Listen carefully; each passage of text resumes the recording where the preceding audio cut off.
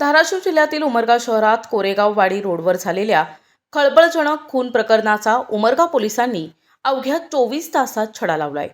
अनैतिक संबंधातून पत्नीनेच प्रियकराच्या मदतीने पतीचा निर्घृण खून केल्याचे तपासात निष्पन्न झाले आहे.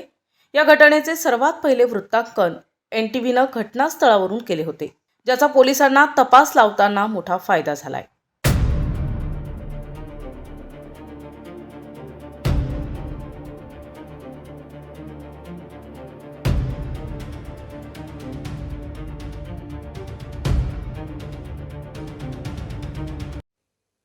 4 जानेवारीच्या पहाटे उमरगा कोरेगाव वाडी रोडवर एका युवकाचा रक्ताच्या थारोळ्यातील मृतदेह आढळला होता. मारेकऱ्यांनी मृतदेहाची ओळख पटू नये म्हणून चेहरा विद्रूप केला होता. NTVनं या घटनेचे थेट ग्राउंड झिरोवरून वृत्तांकन केले होते. यावेळी पोलीस निरीक्षक प्रल्हाद सूर्यवंशी यांनी मृताच्या शर्टवरील टेलरचे नाव आणि हातावरील टॅटूवरून ओळख पटविण्याचे प्रयत्न सुरू केले असल्याचे NTVशी बोलताना सांगितले होते. घटनेचे गांभीर्य ओळखून DYSP सदाशिव शेलार, पोलीस निरीक्षक प्रल्हाद सूर्यवंशी आणि पर्यवेक्षकाधीन IPS अधिकारी मेघना IL यांनी श्वान पथक आणि फॉरेन्सिक लॅबच्या मदतीने सखोल तपास केला. तांत्रिक विश्लेषण, CCTV फुटेज आणि मोबाईल रेकॉर्ड्स तपासले असता हा खून अनैतिक संबंधातून पत्नीनेच प्रियकराच्या मदतीने घडवून आणल्याचं समोर आले. पोलिसांनी आरोपींना बेड्या ठोकल्या असून या वेगवान तपासामुळे उमरगा पोलिसांचे सर्वत्र कौतुक होत आहे. सर, ह्या खून झालेल्या प्रकरणाचा अगदी 24 तासाच्या आत आपण छडा लावलात. कशा पद्धतीने आपला तपास, काय सांगाल याबद्दल? घटना घडल्यानंतर हे प्रथम दर्शनी डेड बॉडी ही अनोळखी होती, परंतु नंतर टेलर मार्क आणि हातावर गोंद्यामुळं त्या डेड बॉडीची ओळख पटली. ओळख पटल्यानंतर आम्ही आसपासच्या ह्याच्यामधून परिसरामधून माहिती घेतली. घटनेच्या दिवशी अगोदर भांडणं झाली होती, नवरा बायकोमध्ये खूप भांडणं झाली होती. त्यानंतर भांडणं झाल्यानंतर ती मैताची बायको आहे ती माहेरी गेली होती आणि त्यावेळेस रात्रीचे जवळपास 1-1:30 वाजले होते आणि मैताच्या आजीनं सांगितलं की त्या मैताबरोबर आणखी एक व्यक्ती आला होता. ती एक आम्हाला क्ल्यू मिळाला. आणि दुसरं, तो मैताचे आणि त्याचा भाऊ यांच्यामध्ये एक प्लॉट आहे असं एक माहिती मिळाली.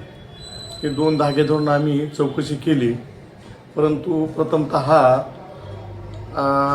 मैताच्या बायकोच्या भावाकडं चौकशी केली आणि मैताच्या भावाकडे पण चौकशी केली, पण त्याच्यामध्ये आम्हाला काही निष्पन्न दिसून आलं नाही. परंतु मैताच्या बायकोचा जो मोबाईल आम्ही जप्त केला होता त्याचा डिस्प्ले भांडणामध्ये फुटलेला होता, तो रिपेअर करून घेतला.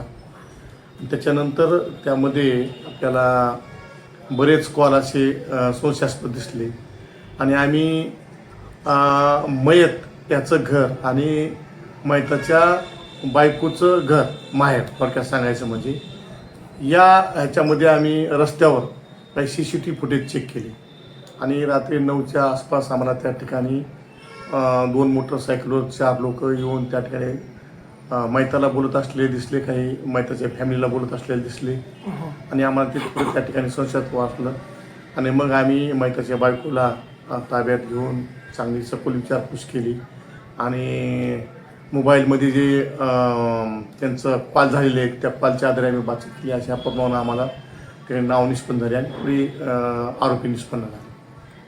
सर, मयताच्या पत्नीवर शंकेची सोय तुमची कधी अटकली, कधी शंका? हां, असं आम्हाला लोकालोकी कळालं की मयत हा त्याच्या बायकोला सतत वारंवार संशय घेऊन मारत होता आणि त्यामध्ये आम्हाला काही नंबर सापडले मैताच्या बायकोच्या मोबाईलमध्ये.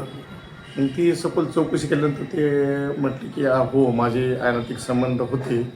त्या व्यक्तीचं नाव निष्पन्न झालं. हे कोणी पत्नीनं स्वतः कबूल? पत्नीनं स्वतः कबूल केलं. आता पुढं काय आता आणखी पुढे याच्याशी संबंधित आणखी तपास चालू आहे. याच्यामध्ये आणखी कोणी इन्व्हॉल्व आहे का ते पण चेक करणं चालू आहे. प्रतिनिधी सचिन बिद्री, NTV न्यूज मराठी, उमरगा, धाराशिव.